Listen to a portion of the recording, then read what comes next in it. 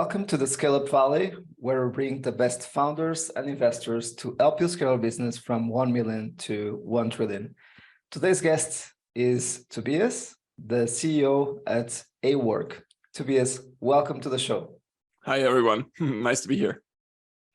A pleasure to have you on the show, and a guest from Hamburg, beautiful Hamburg, and with an amazing story. So you were able to build one of the first SaaS companies, let's say, in the history of Europe and Germany for agency businesses. Now scaling awork, your second SaaS company. So we will have a lot of fun during the next 40-50 minutes.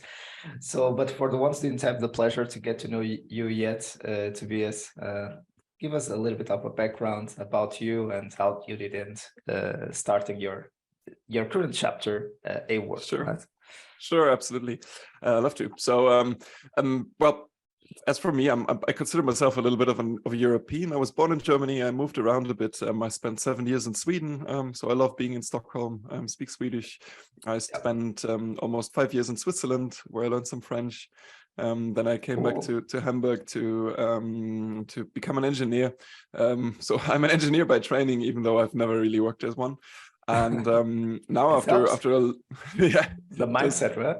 Yeah, it does. Here and there it does, and it sort of influences. It's a big influence on how we think, because my co-founders are also very technically oriented. One is also a mechanical engineer, the other is an informatics engineer. So we're all very technically minded, and it helps to think of things as working systems. So that is a big influence. And then now, to be honest, I'm in Hamburg only about half my time, and the other half in Milan. So I'm shy Italy now, which is nice this time of year because it's a little warmer. Definitely an European. Yeah, it's nice. That's the nice thing about Europe, not only right? in Germany, but always living around, man. That's what's so wonderful about Europe these days, right? You have all these so different cultures that are just within grasp. And to be honest, Milan is just the spider in the web. It's so beautifully located south of the Alps, and then 2 hours in any direction. Europe is just beautiful. So that I really enjoy that. And then, well, after university, I was on my way to become a management consultant because I did an MBA during my engineering masters as well. I met my co-founders during that time, but we were all on the way into corporate jobs, and I was planning to become a consultant. And then, fortunately, we had the idea to just give this a try. We had for some university projects, we had developed a piece of software that helped us organize projects. And some of our clients from those days actually asked us whether they could buy that. And it was not for sale. It wasn't even ready to be used commercially in any sense of the word. It was buggy and sort of a homebrewed piece of software. But it got us thinking that there actually might be a market for a piece of software like this. Can we scale this? Can we start from scratch? And to be honest, sometimes part of starting a business is just having the opportunity. And we did. There was 3 of us. We were all able to code. It was really easy for us to start. We had the basic idea. And honestly, after uni, not much to lose. Had it gone wrong 6 months later, we would probably just have continued where we left off and the beauty of starting early, right? Yeah, that's the perfect situation, right? And so we did that. We found a first business angel to get us started and get us set up. And I think we made about every typical mistake that you can make as a first-time SaaS founder. So we had to switch customer group completely from a very conservative mechanical engineering crowd. I remember when I did client visits in 2011, 2012, I put on a suit and a tie and I drove out to the German small country towns, and I told those guys, I have this piece of software for you. It's going to change your business. And they were looking at me and going like, okay, yeah, but for a demo you need internet, right? Let me see if that works today. And so we quickly realized that we might just have a good idea, but the times are not quite ready in that industry yet. And for the ones realizing that Tobias is talking about 1950, you started the company in 2012, right? Yeah, because roughly, sometimes someone was telling me that it was kind of in the last decade that we had the first smartphone, a lot of stuff, right? And we have those posts about Uber, Airbnb, and so on. Yeah. But sometimes we forget that this is something still very recent. We think it feels that we have always lived with that for the past 30 or 40 years. Well, yeah, especially when you're from the tech bubble, right? Like us, when you're completely surrounded by tech all the time, and connectivity is something that you're so used to, you don't even realize that it's there anymore. And then you just switch from being a city dweller to sort of slightly more out on the countryside. You switch industries a little, and suddenly you realize, especially in Germany, that there is a huge gap. And now, I mean, obviously that has changed over the last 15 years quite a lot, but still, in those days, it was a big problem for our business model. So we had to shift that completely. We started out, even though we had pretty small customers in the day, we started out with a direct sales outbound sort of sales process without having any background in that field. So we were quite bad at it. It worked in the end, but it took us a long time. And then we realized we need to switch to something more scalable. So we switched that part of the business out for an online marketing process. We started with a tech stack that the three of us just knew. So the decision on what kind of tech stack do we use to implement our SaaS was a quick one. We had a beer, and then we had a talk, and then we found out, well, this is the tech stack that we all know, and it's kind of simple. Let's go for that. So we did, and fast forward a couple of years, that probably wasn't a smart decision. We had a lot of technical debt. We were stuck in a framework that was just slow, not built for the kind of application that we had in mind. So again, we had to switch all of that out in order to be able to keep going. So I think a lot of these classics that you hear about when you read those 10 things I wish I would have known when I started, we did a lot of those. But for some reason, we were always just about clever enough about it for all of this to still make sense for us. And then we got some investors on board, first some business angels, finally a fund. So and also for our investors, it was always just good enough to keep going. It was still interesting for everybody, and we had a great team. We had a good time too. So that was interesting. And then finally, about 10 years after starting the business, we had become, switching business models here. So we had become the largest or second largest ERP for creative agencies in the DACH region. Amazing. And then we sold the business to a private equity fund, which was a great outcome for everybody involved. It gave us some entrepreneurial freedom, and it was a good exit for our investors as well. Yeah, and then we started again out of the box. The three of us decided to go again and started awork. Yeah.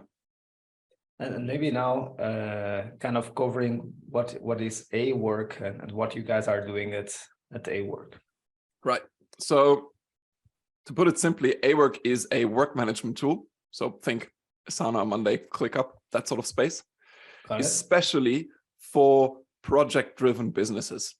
Think creative agencies, consultants, architects, etc. And it especially solves their need for advanced scheduling, planning, and time tracking, which none of the other tools do, because they focus on the large enterprise opportunities and build complexity into their tools, but they do not focus on that particular business. And that creates a big headache for these people, because they have an acceleration in the frequency that they deal with projects. That's just how the world works. They need to deal with a growing creator and freelance economy. And they need to network more between different companies and partners, etc. And that creates a very complex scheduling and sort of the question, I'm a project lead in a fast-moving creative agency, and I go, I don't know if I can take this next project. It's just too intransparent. And mix that with people suddenly being at home and having to coordinate with their private lives as well during the same hours. It creates a scheduling mess. And awork finally solves that and gives them one sort of peace of mind in their work management. That's what we do. That's a big problem, definitely. Even in the past, when I was leading a branding agency as professional CEO, I was involved in building a project management tool. So a crazy project to be able to understand kind of what was our profitability per project, per customer, understanding the time allocation, but we never got to that level of sophistication. But yeah, we were just looking for the basics. I'm talking about 2008, 2010. So yeah, at the time we didn't have so much the SaaS concept. It was really paying someone to develop the platform and working together and then paying the updates. So not a SaaS solution Right. yet. Would love to have that. Cool. And in terms of stage of growth, Tobias, I know that you have raised an exciting 5.3 million US dollars A round. Yes. But where are you in terms of head count, revenue, if you can disclose those kind of growth metrics? Sure. So our team has just reached 35 people roughly. About half of those are based in and around Hamburg, and the other half is all over the globe. So from Brazil to Italy, we're spread out, cool. Building a hybrid team, which is a lot of fun. We're moving towards 2.5 million euros in ARR, growing at something between 5 and 8% per month. So that's pretty healthy at the moment. And we have about 2,500 clients, so that is companies, accounts that use awork commercially, about 25,000 users roughly on the platform. All of that, I guess, is pretty healthy for the stage that we're in.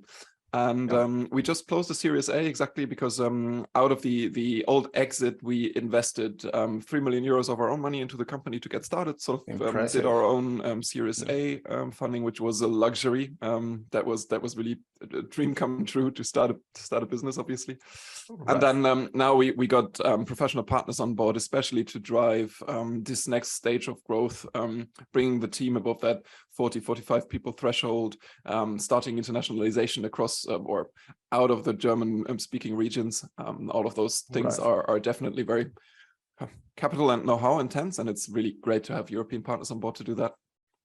Got it. That's super exciting, amazing metrics. And in terms of the expansion, are you considering European expansion or also US expansion, Latam, Southeast Asia, more exotic destinations? Sure, we're definitely considering all of those. We're starting with the European expansion here because that is, for us, it's a natural and also an easy and a simple target because we are a European company, so we have some trust credit, I guess, for a lot of European users. It's easy for us to expand from a legal perspective across the EU. There are a lot of countries that we can reach with a bilingual German-English setup, both in terms of sales, in terms of marketing, in terms of customer support and all of that. So regions like the Benelux, the Scandics, maybe the UK, a bit more complicated, obviously, are sort of natural next steps, and then we'll take it from there. Right. Got it. Makes a lot of sense. And as you said, it was the same founding team that started the previous company that is now in the new company, which is a luxury to have. We know that a lot of the startups or scale-ups that fail are because of co-founder issues and conflicts, and so it's really a pleasure, a luxury to be able to go for a second startup already knowing each other, and also it speeds up the process of execution. So and I've also observed in terms of that you've been also CMO in your previous company and now transitioning to CEO. Did you have any other pivots in terms of the functions of your previous leadership team? So how has it been this evolution from one company to another and all those years together? Right. Yeah, so two different aspects there. So the one is spending so much time together as a founding team. Yeah, I guess that's really lucky because it's like being in a relationship, but not just two people, but in our case, there's three of us, and you can definitely see sort of an evolution there over the years. Also because there's just, you know, such a long stretch of time. You're in different life stages, right? My one, Niels, my co-founder, he has a little kid now, which completely changes Awesome. the personal side of his life. Right. You know, you see relationships come and go. You see people just, you know, growing with not just professionally but also on a personal level, and sometimes I guess that can go wrong, and you know, you just split up as a team, and sometimes that sort of seems to work out. And I think what really makes us click is that we always find a way to be pretty rational about the professional side of things, and then let the private side of things also have an evolution. Sometimes there are stretches and years where we're super close, and then sometimes, you know, we move apart a little and then we come back. That fluctuates. It's not always the same over the years, but on a professional side, we're always pretty rational about things. We've also found different areas of the company that we focus on over the years, and we've switched that a lot. So initially we were all sitting around a table and typing code, and then at some points one of us had to pick up the phone and do some sales, and I guess I just drew the short straw, or the other two guys pick up the phone even if they like it even less than me. So that was my job suddenly, and so I just started focusing on that and learning the trade basically. I did that for a while, built a small sales team, so I worked in sales basically for 3-4 years. And then when we realized sales is not the thing anymore, we need to learn how to do performance marketing and how that funnel works. I switched jobs again and did that. That's how I became the CMO. My co-founder Lucas switched from leading our engineering team to being our head of product.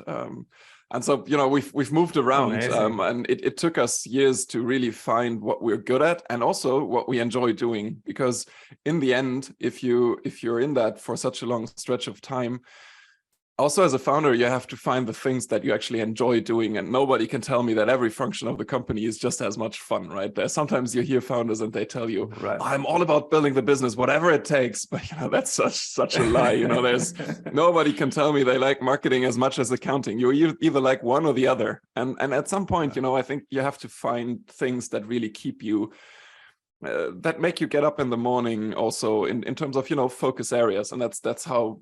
And we found those after a couple of years, and that has been working really well. And within those areas, we really keep out of each other's way. And then we meet to bring all of that together. I guess that's a bit of the mechanic that's at work here. And when switching company, I moved from being the CMO to a CEO role. In the first company, we were really German about that. We had 3 managing directors. Those were the 3 of us, and that's it. And in all those, I don't know, almost 15 years now, we've never ever taken a vote. It's never been necessary. So when investors kept asking us, like, how do you do this? You need someone to be in charge, and we were always like, do we really? I mean, why? Where's the change? You know, we've never voted on anything. But yeah, so now we realized there is advantages to somebody really focusing on fundraising, team building, strategy development, and to make a more formal, strategically scalable approach. So I transitioned again and handed over marketing to a longtime employee who's been leading our marketing team before. She's now the CMO. Again, amazing. Not only the founders transitioning, but also talent from the previous company that you already know. That was amazing. Our entire leadership team were either people who moved over from the old company directly, or some we were able to hire back. Our CTO, for example, used to be our old CTO as well. Then he moved to Silicon Valley, spent a couple of years at Auth0, and then we were able to hire him back. Same goes for our chief customer officer. So that's a really nice mix coming together. And your co-founders are currently in what positions? Just out of curiosity, of course. One is the CFO. He also dabbles a bit in our backend infrastructure, because that's a bit of that's very dear to his heart. And the other one is our chief product officer. So he does all the visionary product design, from customer research all the way to button design is sort of his scope of expertise. And I think it's very healthy, this excitement and this spirit, this need to be in different areas to get to know things that challenge you. So I think that's a very founder kind of mindset, right? And we can see it on your LinkedIn. So for instance, on your current role you have on your LinkedIn, my role as the CEO includes team building, fundraising, and otherwise getting out of everyone's way. So I really enjoy it that way, because sometimes I think that's one of the main challenges that we have as founders, right? So we care so much about the team, about the company, and we are human beings, and sometimes we also want to be needed or want to feel needed by others. And it's a huge self-development work to understand that what we can do the best as leaders is not be needed at all, and just get out of the way, as you said on your LinkedIn. Yeah, and focus on the areas you can actually create more value than the people you've spent so much time finding for your team, right? And I think there are so many quotes about that. There's Steve Jobs quotes about that, you know, hiring smart people and then get out of their way. Yeah. There's Reed Hastings talking about that a lot. There's so many great entrepreneurs talking about, you know, you hire the greatest minds that you can find, and then, you know, let them do the things that you hired them for. But then again, you're suddenly in that position where in the beginning you had to handle everything. So you're such a concentration of knowledge about the business that you've built, that it's really difficult to take that step and really let go of those topics. I think we've become better at that over, we've gotten better at that over the years. But yeah, still a thing. Yeah, and vice versa also happens. If you had a very long corporate or professional career, if you are trying to start a company, you have the need of having all the areas divided and to have someone responsible for each of the areas. And it will not work in a very early stage moment. So again, you need to roll up your sleeves and work even across areas that you don't have a good understanding about, and you just need to learn about it and find out a way until you are able to find someone to help you out and finally let go again of that area. So I think that's curious to see how founders have a problem of letting go, and then other more professionals that are transitioning from a career to entrepreneurship have an hard time then understanding that sometimes you need to own more areas than what is normal in established business, right? So and then resist the impulse of stepping back in as soon as a mistake happens, right?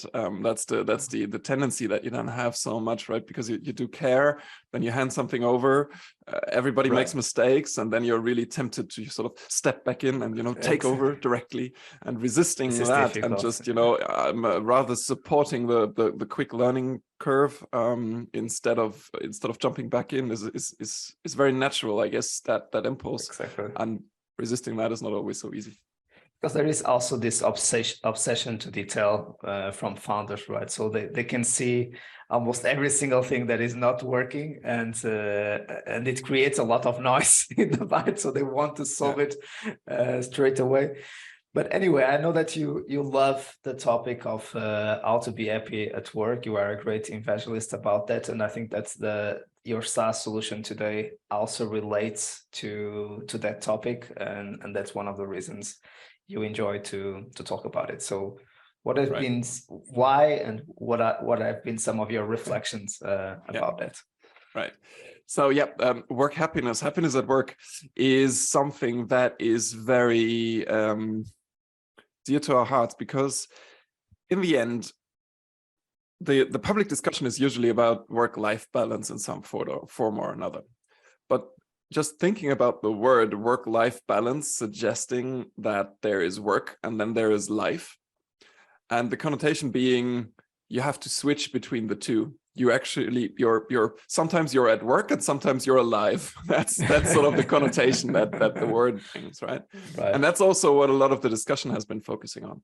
And I find that to be very misleading and also not helpful in developing a healthier and more human-centric form of work. And that is what I believe new work and the evolution of work, the future of work, should be all about: to find ways to use technology, amongst others, but also just cultural lessons that we've made over the last decades to actually improve the way we work. And I think happiness is a key element of that, right? we should be able to pursue happiness not just in on the personal sides of our lives, but actually also on the professional side of life, and to be able to integrate those two in a way that is fulfilling and doesn't require compromises on all sides all the time. And when you really think that through, it creates a lot of, that has a lot of consequence. It shapes the way that we try to build our own team, and the way that we try to build flexibility and flexibility into the way that we work at awork. It also influences the way that we design our product, because we think that organizing work is one part of making that happen, and organizing it in a way that is transparent and that allows everybody to merge those two spheres of our lives in a meaningful way that is still productive is also a consequence of all of that. That's maybe a bit of an intro into that topic. There's so much to talk about that, but that's the rough idea. Yeah. Just a comment on that. Yesterday, I was in the feed of LinkedIn, and unfortunately, I was not able then to, because I had another distraction. I was not able to keep reading the post, but it was a CEO was sharing that he shares also his personal calendar with the team to provide a kind of an example. So he puts there the sports that he does, any time off that it takes in the middle of the day at work, just to take care of the kids or to take care of home or whatever it is, because it really shows that it is okay in the company to have that time off and to take care of yourself during working hours, and then you can always compensate or again integrate both areas. And I think this is really important. We always repeat this, that the example comes from the top, but sometimes we still have this thing of this is private. We should not share this, or what will the people that work with me think about me if I'm just having a run during my work day. But maybe if I'm doing that, I'll be much more productive, and I'll be much healthier than just being full of anxiety or not having a good day, or things are not working for me, and I just need some time off and come back much fresher and much more productive to keep going. Absolutely. And I do that as well. And I don't share my complete personal calendar, because there's lots of stuff in there that, you know, people are nosy too. So there's sort of a limit. But I do put things that I do during the day where others would usually think, well, he's at work the entire day. When I go for a run, I put a running break into my calendar. I set my Slack status to I'm on a run. That is when I have an appointment, I don't know, I go, you know, have my hair cut. I set my Slack status to that, so that people actually know, well, he's out and he's not, you know, doing meaningful stuff. He's just sitting in a chair and getting his hair cut.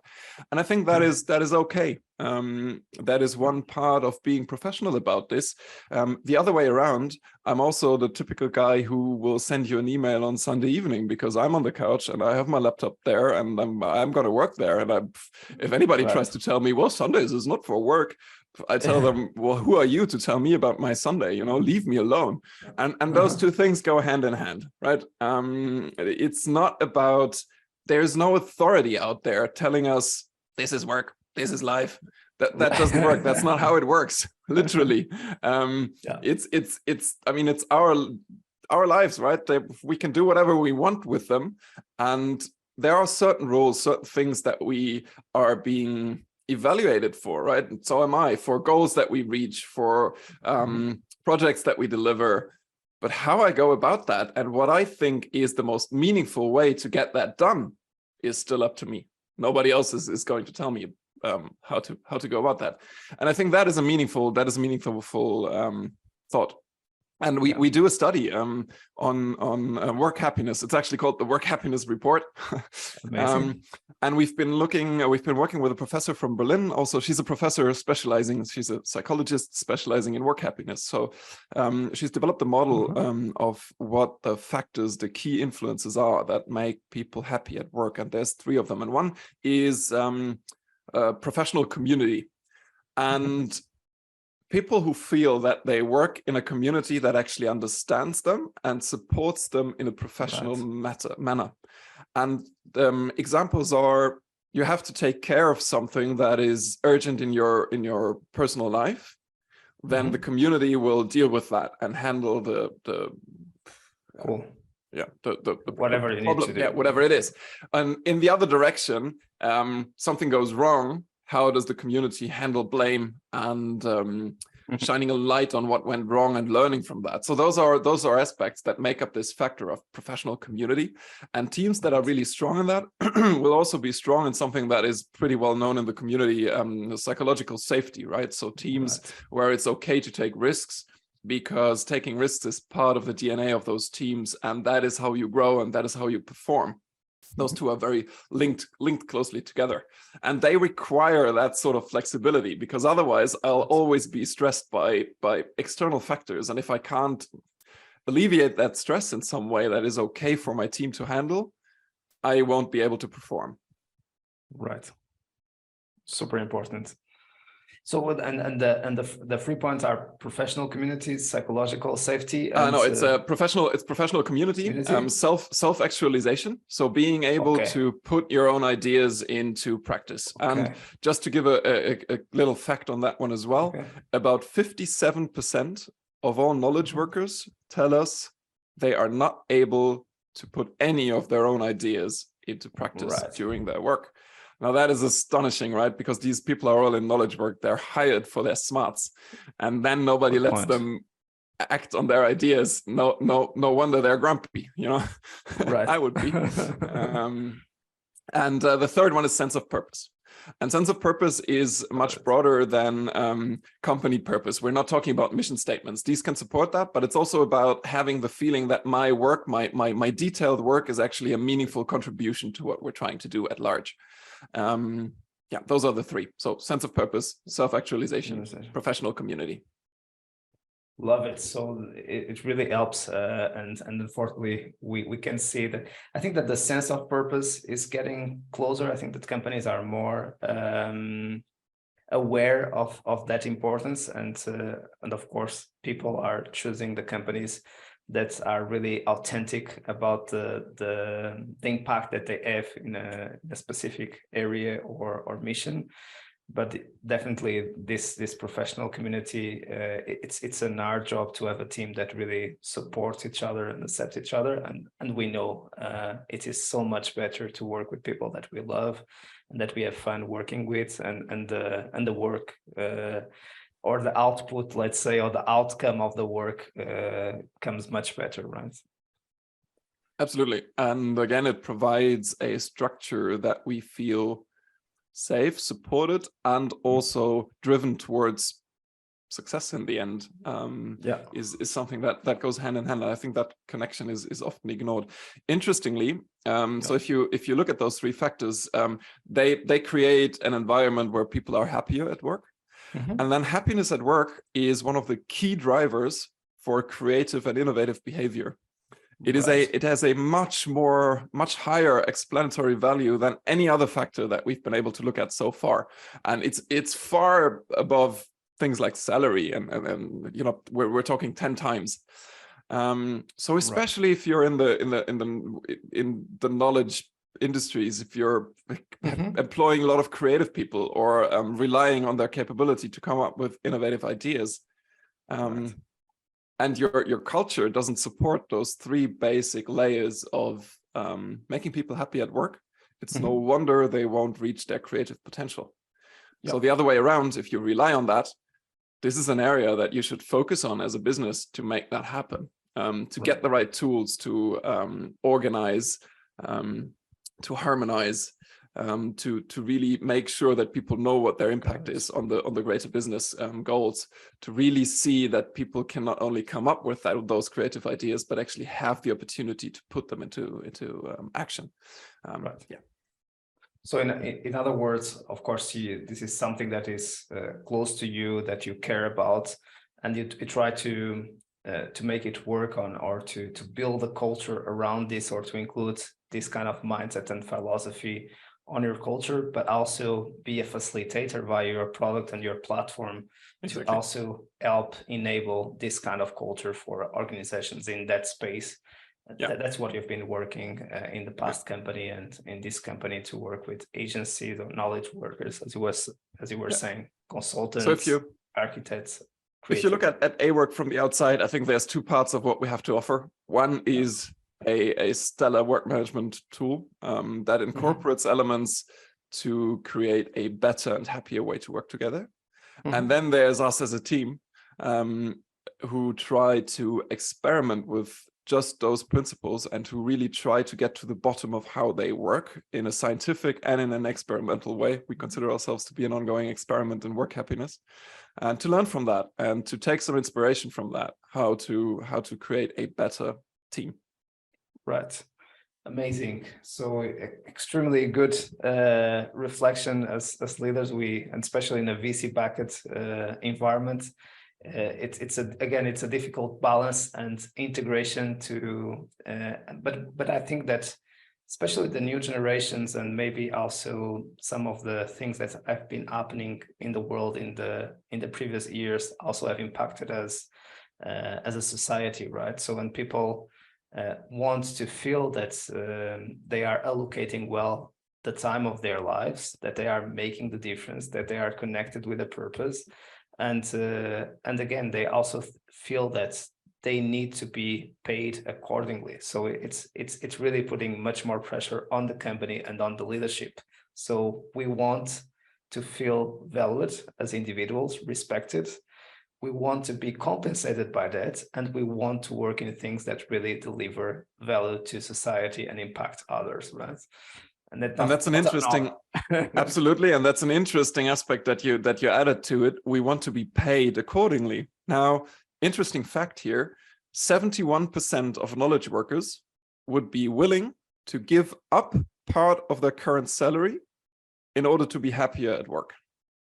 Wow! And the average people would be willing to give up is 20% of their current salary. Wow. Just let those numbers sink in. 70% would be willing to give up part of their salary. On average, it's 20%. And then, we sit in front of our employee sheets and we try, to motivate people by pay raises and think about how we're not able to pay top of market to get the brightest minds. But then, just factor in that impact, what it means to actually be able to provide an environment that makes people happy. It's actually worth money if you're on that side of the equation, and you think about like, yeah, so what's the impact? I have a business plan here. Well, there you go. The difficult thing is, how do you communicate that in a way that is actually authentic and trustworthy, that you're in an environment and in a team that cares about this, that really tries to provide a happier work environment, to be able to leverage that, to look at it in a very, matter of fact kind of way. That is difficult. That takes a lot of work, but still, those are the facts. Yeah, that's why we are seeing second-time founders and third-time founders saying that really culture is a super important asset and a competitive edge for any company. And again, this is really difficult to replicate. So that's one of the IPs of the company. What I think is also interesting is something that we can take for granted. It's something that we need to work on a daily basis, and there is a creative component on that, right? Because we create culture much more by example, by the people that we retain, the people that we recruit. So there are a lot of elements to work on that culture, and I think that we are getting more and more insights on how to do it. But I think that a lot of us still need to be, including myself, of course, still need to be trained and to get to know much more about how to do that, right? Yeah, and I know that you usually ask for book recommendations at the end, but now that we're on the topic, maybe it makes sense. I have two favorites in that area. The one is Ben Horowitz, but not The Hard Thing About Hard Things. Love that book too, but it's not that much about culture. The other one, What You Do Is Who You Are, that I really enjoy because it takes a fresh approach to looking at cultural phenomena in history and transferring those into business. It was really inspiring. And then also just the classic No Rules by Reed Right. Hastings on Netflix Culture. Those two I really enjoyed. They gave us a lot of inspiration on what we'd like to incorporate into Great our resources. DNA. And not all of that. I don't agree with all of that. They're very American. Which is fine. It's Right. just not, a lot of these things just don't resonate with the way that we think about company culture. Yeah. But some things really do a lot, and they are really progressive and really helpful. So I suggest to take a look at those two as a starting point if you want some external input. Love it. Thanks for sharing those resources. So now let's just go through quickly fundraising and go to market before going to the last segment of the show. Sure. Some of your lessons learned. So as you said, this is quite it's becoming more natural, but still an outlier experience to be able to invest 3 million of your own money on your second startup. And I'm also seeing that with the 35 people, you are not trying to over-hire, you are much more disciplined and more capital efficient. Also, you didn't raise kind of a 10 million round.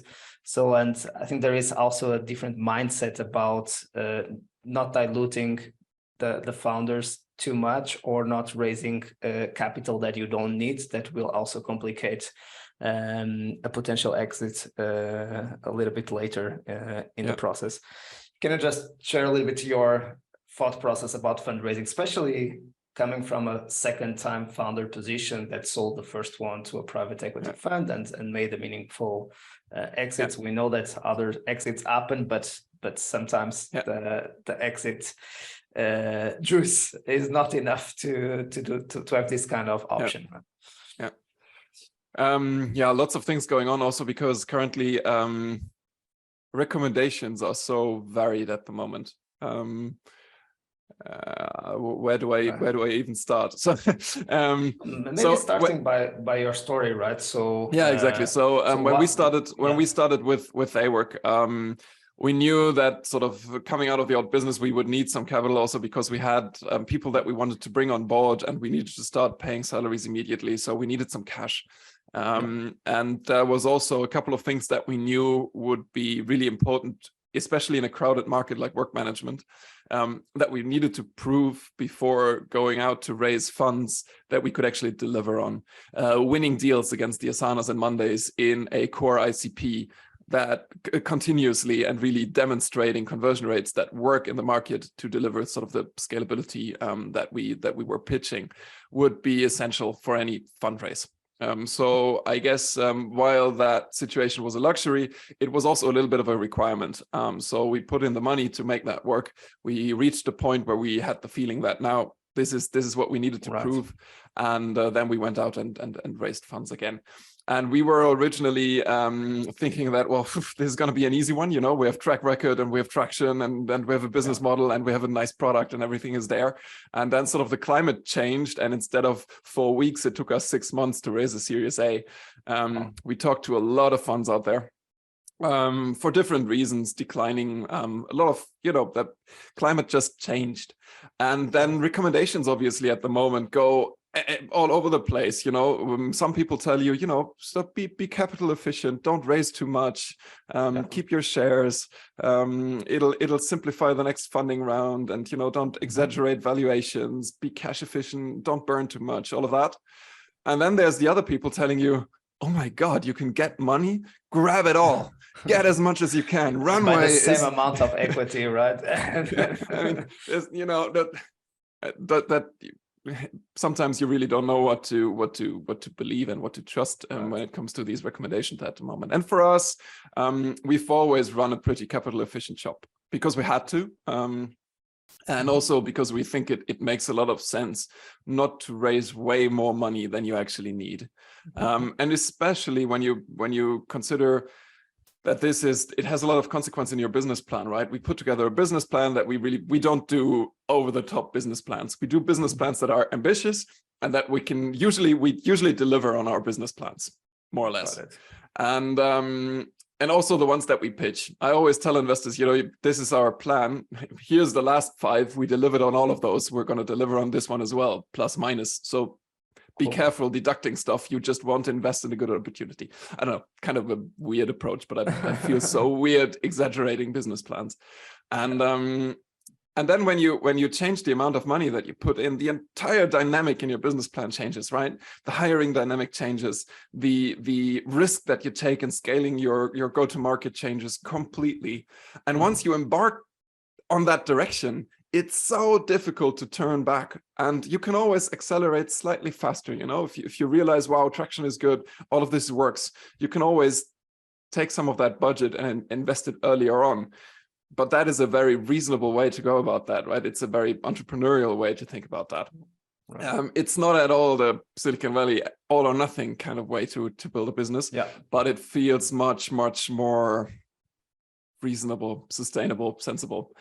And is the business plan still ambitious? Hell yeah. It doesn't deliver itself. Otherwise, for us, it wouldn't be a financial opportunity for us otherwise. And we try to find the balance there. And that's how we also reached that amount of money. This was sort of the minimum amount that we needed for a meaningful impact. So below the 5 million, it would have not made sense to raise capital, because then we could have, scratched together everywhere else, and sort of the overhead and the shares and everything wouldn't have made any sense. But starting at about 5 million, we actually have a meaningful impact on the business. That's how we arrived here.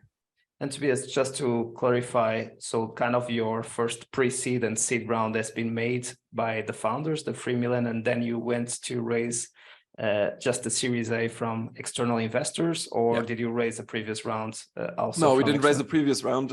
We brought a couple of business angels with us from the old company as well. Got it. So I think Niels, Lucas, and I provided about 75%, and then they provided about 25% roughly. That's roughly the share. Okay, so it was kind of pre-seed and seed all together, and then you went to raise Series A. So we are seeing through the new playbook that a lot of founders are starting with the pre-seed round, but we are seeing now second-time founders trying to skip the pre-seed round and go to the seed round, as it happened in the past, just starting with an angel round. But here it's even more impressive. So you almost started with an angel round plus your own round that was kind of pre-seed and seed, and then raising an official Series A round, which is quite interesting. Cool. And great perspective about the different options. I also like to talk about one of the recent posts of Jason Lemkin. If you raise too much, especially when you are getting closer to an exit, or when the business model is not growing accordingly to what you planned, because maybe the business doesn't have the potential to grow so quickly, or you are not able to find the lever to go through the growth plateau or to unblock the growth plateau, then you don't have any options to exit because you have raised too much money. So but you are right. There is no right or wrong. And I think it's also related with the timing, with opportunity, and with the timing when you are building your company. So maybe early on you don't have nothing to lose. Maybe just raise and try to go to the moon. But on our second time, maybe you want to control a little bit more your destiny, and you want to control a little bit more some of the variables, and in that sense, not raise so much. Yeah, and also you can, right? I feel that now we just have a different skill set to control growth, and we're more mindful about early indicators. So it's much easier for us to judge, is this working? Could this scale? Was a much more difficult question the first time around, where it was really, we saw it when we saw it. And I think that makes a big difference as well, because now we're actually able to handle the capital that we have in a much more efficient and much more targeted way than we were the first time around. And without that initial pressure that you don't know, you don't have a clue about your business model, if there is problem, solution fit, product market fit, and you are ready being asked how we will double and triple in the next years. And I'm just testing if this works first, if customers want this, and if this is really a real thing in the market, right? So cool. Let's go quickly to go to markets, but I'm happy Sure. because I think that we discussed it. We shared a lot about your story, and also we discussed the most important topic that I know that you are passionate about. And again, culture is a very important competitive edge, and happiness at work is really a fresh topic on the amount of episodes that we had. We discussed it so much about go-to-market and fundraising that you can see so many episodes, but happiness at work, there is only this one with Tobias, right? So let's go quickly through your lessons on the go-to-market. You were just saying before that you started with the outbound and going to small towns and talking to business owners and so on.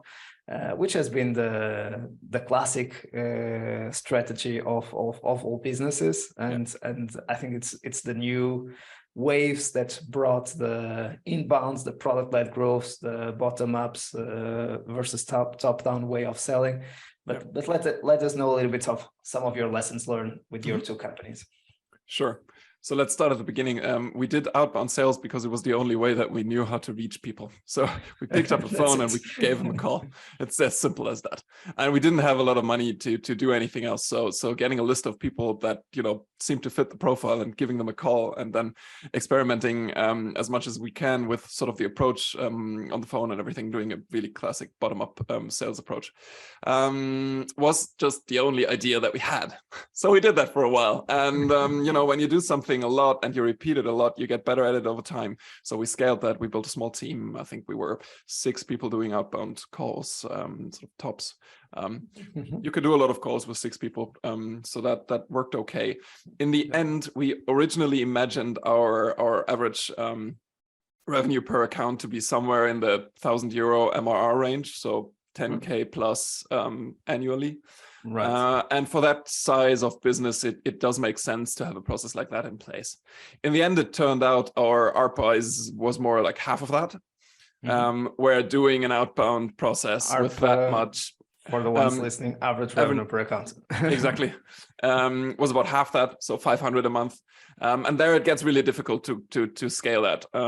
So the business model and then product market fit, like the size of clients that we were able to get to use our product, just influenced the go-to-market and the necessity for having a different process here. Also, the sales cycle for an outbound process was really long, 6 to 9 months for the segment and the product that we had. We simply didn't have the cash to fund that long sales cycle, especially not when scaling and experimenting, because it just takes so long to turn around. So we had to make a switch there, and we turned to performance marketing, and we've been sticking with that as a primary channel ever since. So we built a very complex performance marketing infrastructure over the years. We are presently on 15 to 20 different platforms. So there's the big ones: Google, Meta, Outbrain, Taboola, etc. But also lots of smaller and niche kind of platforms where we place ads of all forms. So a lot of CPC bidding, but lots of others as well. And we have a bit of an intelligent setup behind that, doing attribution on those channels, really attributing revenue all the way through to a single creative on a platform. And we scale that. So it's very technocratic marketing. So we do have good creatives, but it's also a lot about the technical setup of how we do that. I love the technocratic marketing expression. And that's what we do at the moment. So about 80% of our leads come from that. Also because awork's ARPA is much smaller again. So now we're in the €100 a month. So $100-ish a month range. So it has to be even more scalable. We have about 3,000 trial signups a month at the moment. That's a lot of trial signups. So then the next stage is really important to filter, score, and then do an outreach is the wrong word, but then get in contact with those inbound leads that really make sense to talk to. So the slightly larger ones. So that's the setup that we have at the moment. There's a performance marketing driven lead engine, and then there's some scoring going on, and then there's some personal contact to the high potential leads, and then they close. Sales cycles are much shorter that way. So 30 to 50 days is really fine for a business software. Amazing. That's what you did in just a short period of time. It's really amazing how you explained it, all the options and how your system works. And definitely again, CAC, I think that you're talking about CAC, LTV, CAC payback, the amount of capital that you need in advance, the speed of growth. So all those variables all together in such a short period of time. Congrats. And I feel that we could go just an entire episode about those lessons learned. And you need to come back to talk about it, because I feel that you have a great engine to share with people out there. So you have really gone through all the mistakes with outbound, and you needed to completely change the model and be able to articulate inbound with outbound, however, being more inbound driven, as you explained. So let's go to the last segment of the show. If you'd have the opportunity to have a coffee with Tobias at the beginning of your journey with awork, let's say with awork already, to make it fresh, 2019, what advice would you offer to your younger self? Be much more selective about the clients that you talk to. So starting with awork, we had a very broad approach. We were trying to fix work management for everybody, and that sentence should make everybody really cautious about what they're doing. Trying to fix something for everybody, it never works, never ever. It's always a shitty idea to start a business, because when you talk to everybody, you get everybody's feedback, and it's an obvious one, but again, we did that a lot. We talked to a lot of people. It took us a while to really focus on an ICP that works for us, that resonates, that we can actually address and focus on marketing-wise and product-wise. It's a classic, but still, we did it again. I love that you also, as your second time founder, that you are transparent about it, because I think that it happens to all of us all the time. Even me, having helped so many companies in the last 10 years, sometimes I still make the same mistakes, and oh, crazy, I know this, I've been repeating this so many times and I'm making the same mistake. Sorry, guys. So, what are you the most proud of on your journey so far? I think also the first time around, but also this time, we've just put together the most amazing team. I'm really proud of that. We put a lot of effort into that. It's just an amazing group of people, extremely skilled, harmonizing, working together in an atmosphere that is just one of the best. Really proud of that. Great culture. Worst advice ever received? Become a consultant. sorry, consultants. Exactly. We are here to save you with awork. And that's why I do what I do, talking about happiness at work to wake you up. Sorry about the jokes, and again, respect for all the consultants, including myself. So, resources. You have talked about some of your favorite books. Do you want to add any other extra resource? I love those. I do follow sort of the first round review, for those of you who don't know it. Right. Especially early stage knowledge. I think they do their research. They produce valuable content. Still love to follow those. You mentioned Jason Lemkin. I love following his Twitter feed, even though he's in his own kind of Silicon Valley sphere that is not always practically relevant, but it's also very inspiring. Right. Absolutely. Yeah, those are a couple of good ones. Great resources. And favorite movie or series? Of all times? Wow. Have to still go with Sopranos. We go to Star Wars? No, I'm a Sopranos fan. Okay. And finally, your favorite podcast, excluding this one, and yours, right? Yeah, I do have to admit, I'm not a really frequent podcast follower. I don't have podcasts that I listen to every episode. I browse around, and then when I find an episode, I do give it a listen. There is a really nice, for those of you who sometimes enjoy German-speaking podcasts, there's a really nice one called we have an interesting German crowd as listeners to the show. So yeah. Oh, what's their name? It's by Christoph Magnussen. New work. Damn, no, I can't come up with a name. I'll send it to you. Maybe you can include it in the show notes. They do English episodes as well, and they interview everybody from the new work crowd, including Friedrich Bergmann and all of those famous people. I really enjoy those from time to time. Give it a listen. I'll send the link over. Sounds great. Tobias, it was really a pleasure to have you on the show. Thanks so much. On the way to new work is what it's called. Ha! There you go. And now we don't need to add the link. Could you repeat, Tobias? Just on the way to new work. on the way to new work. Tobias, it was really a pleasure to have you on the show. You are always invited to come back to share the next chapters, and thanks so much. we also need to do a podcast on your go-to-market engine that I think it's really important, and you have explained it so well in such a short period of time that it was really incredible. Thanks again. Thanks for having me. And to our community, thanks for being there. We keep bringing you the best of the best to make your life a little bit easier as you scale our business. See you soon and keep scaling.